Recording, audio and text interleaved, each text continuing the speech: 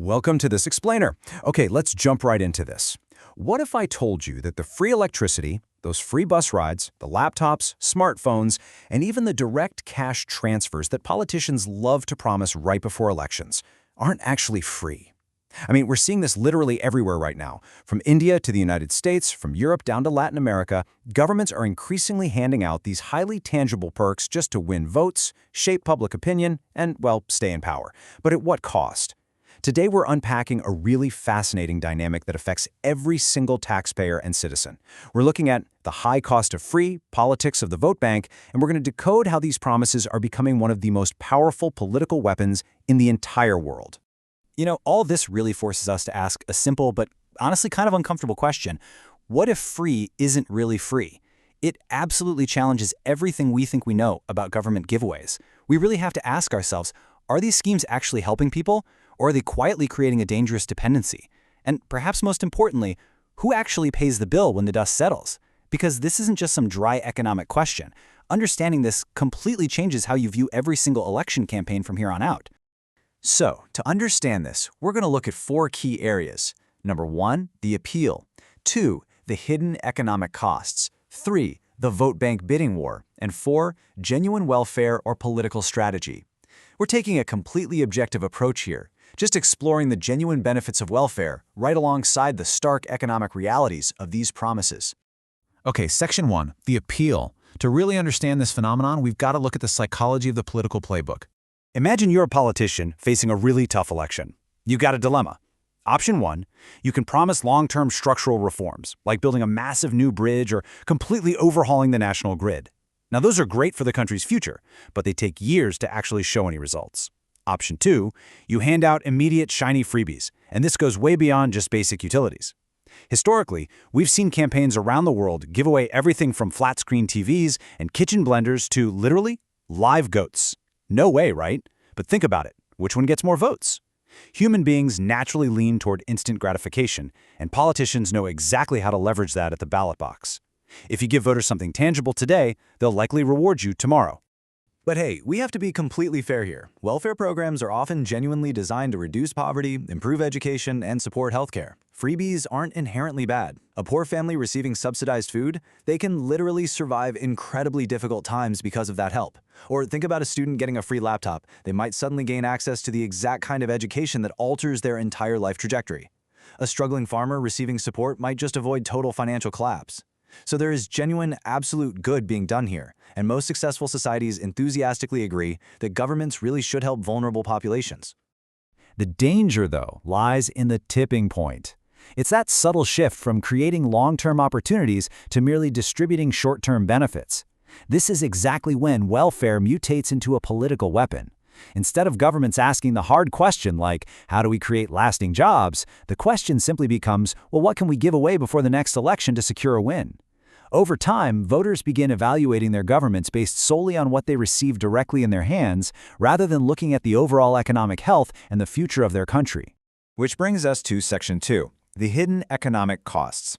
Let's look at the absolute economic reality behind the curtain here.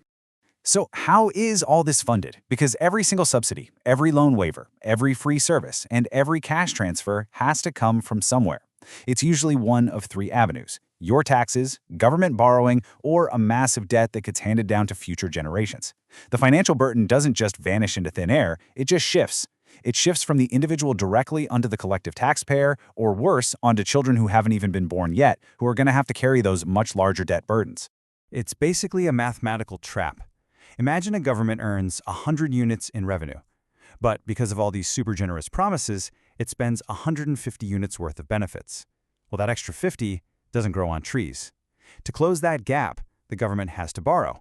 It essentially takes on loans just to cover the difference between what it actually earns and the freebies it promised to give away just to win an election.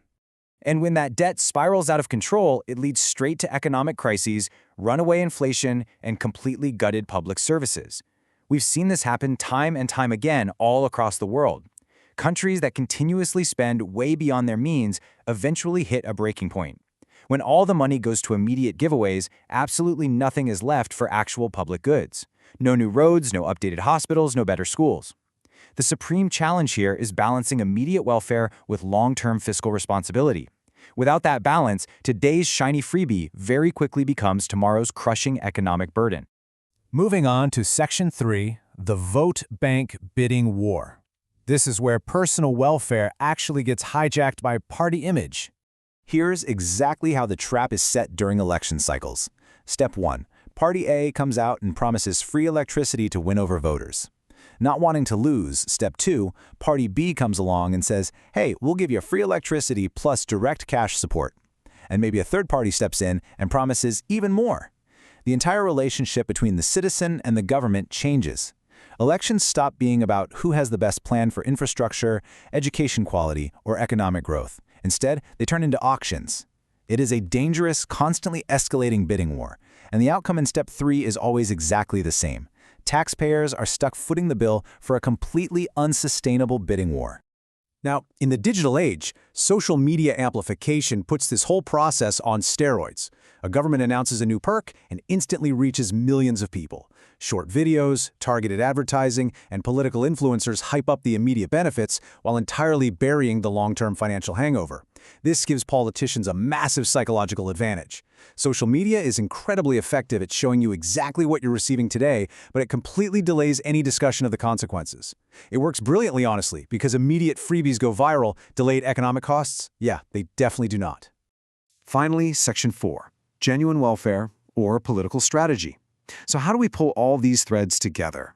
The ultimate test really comes down to this. Are we investing in human potential? Are we just creating long-term dependency? As we've noted, the real debate isn't whether government should help people. Most societies enthusiastically agree that they should. The true debate is about how much of that support is actually sustainable.